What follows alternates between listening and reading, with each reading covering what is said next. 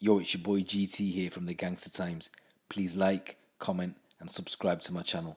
Also hit me up on Instagram, which is gangstertimes_official, and on my Snapchat, type in the search box, Gangster Time. So before I begin this video, I just want to mention a quick something. Over the last few weeks, cryptocurrency has been a hot topic, and a number of people are probably thinking, where can they get in on this, or where can they purchase some Bitcoin, Ethereum, or any other cryptocurrency. So over the last few months, I've been using the SWISSBORG company, and to be honest, they're alright. I've been able to deposit money, I've been able to purchase cryptocurrency, I've been able to convert that cryptocurrency back into pounds, and I've been able to put it back into my bank accounts. It's a real simple app to use, much better than Coinbase and much cheaper. And if you click on that referral link in the description below, you could potentially get another $100 in Bitcoin for free. Now I say up to because people that have referred to the highest amount of referral I've seen somebody get is $15, and the lowest that someone's received is $2. But essentially, it's free Bitcoin that you get for joining them. So just remember guys, I'm not a financial advisor, and if you're putting in money, you're putting it in at your own risk. But on a personal level for me, I think SWISSBORG is fantastic.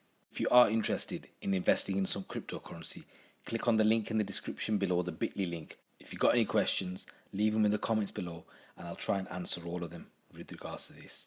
But anyway, to the story now.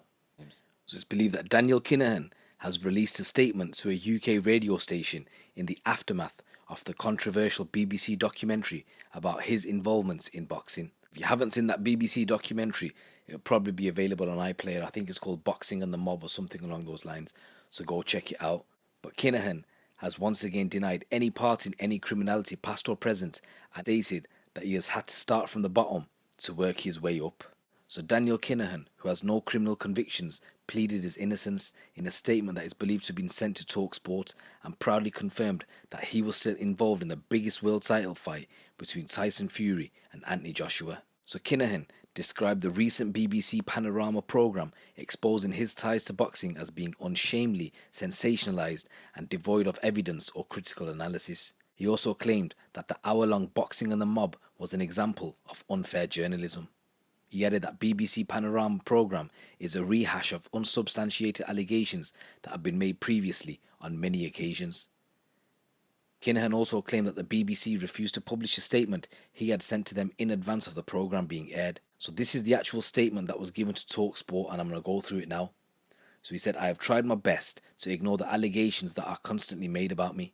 I have dedicated myself to my work in boxing for over 15 years. I have started from the bottom and worked my way up. I am proud to say today that I have helped organise over a dozen major world title fights. I continue to be involved in planning multiple record-breaking and exciting world title fights. I'm doing all I can to give fight fans around the world the fights they want. My professional commitment is always to the boxers, those who take the ultimate risk. I'm Irish. I was born and raised in Dublin, in a deprived area with serious levels of poverty, of crime, of underinvestments. People like me from there aren't expected to do anything with their lives other than serve the middle and upper classes. Boxing is a working class sport, which I've had a lifelong love and passion. I love the sport of boxing, but didn't love how business was done. Many boxers have similar backgrounds to me.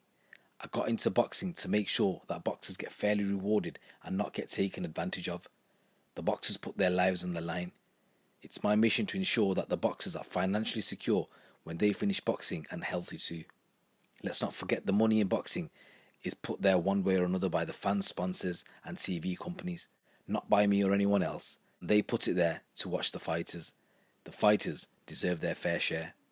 I firmly believe that my success has led to an increase in the campaign against me. Pretty much anything can be said about me or inferred about me, and it goes unchallenged, and it is sadly believed. Last week it was inferred that I had threatened a reporter. Let me be clear on this point before I address the other allegations against me. I have full respect for journalism. I have worked with journalists and I value their role. Journalists should always be free to do their job, free from any threat or harassment. I have never threatened a reporter or journalist or asked anyone to do that for me. I never have, and I never would. My concern is that I have not been on the receiving end of fair and credible journalism, especially in the UK and Ireland. A recent BBC Panorama programme is a good example. This was a rehash of unsubstantiated allegations that have been made previously on many occasions. It was unashamedly sensationalised and devoid of evidence or critical analysis. They refused to publish the statement I made in advance of the programme, or even question the fundamental claim that an Irish court accepted that Irish court is the SCC, court with no jury, and which accepts the word of police officers without question. It is criticised by both the UN and Amnesty International, and the latest report follows a long pattern of throwing innuendo and baseless accusations at me, hoping that some may stick. I can't be any clearer of the fundamental slur. I'm not part of a criminal gang or any conspiracy. I have no convictions, none. Not just in Ireland, but anywhere in the world. Media outlets link my name with criminality unconnected to me. I am not involved in any proceedings, therefore I am unable to challenge this in court. The media know this, yet they refuse to acknowledge it. There is no evidence or proof against me. I have said repeatedly I have no criminal record anywhere in the world. Sections of the media ask that I disprove a negative. This is impossible, but it shows what I am up against. He also added people need to ask themselves, if he has done the things he has been accused of, then why has he not been arrested or charged? Why does a police organisation anywhere in the world not have this information and evidence on some sections of the media would have you believe actually exists? Why is there only a trial by media and not a criminal trial? There is a simple answer to this. The answer is because there is no evidence, because it is not true. I'm blessed with an amazing family. I'm blessed to work in boxing at the highest level, having organised some of the biggest fights in boxing previously and in the future. I will continue working every day to bring out the best in and look after the boxers I am lucky enough to work with. I've chosen to dedicate my life to my family and my work. I do so every day in good and honest faith.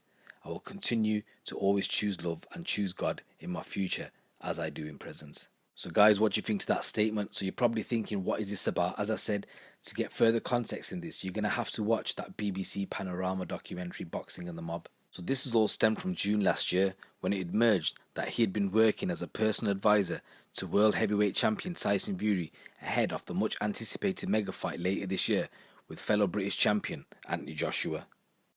So where does this leave the mega fight?